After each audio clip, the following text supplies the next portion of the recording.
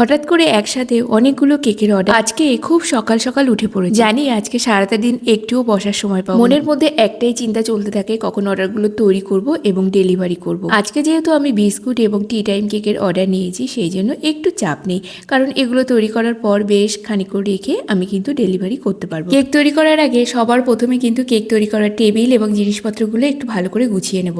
আগের দিনে যে কেকের অর্ডারগুলো ছিল সেগুলোর কিন্তু অনেকটা বাসন পড়ে আছে। যেহেতু আমি একটা ছোট্ট বিজনেস করি, এখানে কিন্তু আমার হেল্পিং হ্যান্ড বলে কোনো কিছু নেই। অনেক মানুষের অনেক কথা এবং অনেক বাধা থাকা সত্ত্বেও কিন্তু আমি একটা ছোট্ট বিজনেস চালাতে পারি। হোক না এখানে অল্প কিছু প্রফিট, তাতে কোনো ক্ষতি নেই। দেখবে তুমি যখন কোনো কিছু শুরু করতে চাও, তোমার বাধা দেওয়ার মানুষ কিন্তু প্রচুর পাবে, আর তোমাকে এগিয়ে নিয়ে যাওয়ার মানুষ কিন্তু হয় তোমার মন, না হয় তোমার পরিবারের কোনো সদস্য।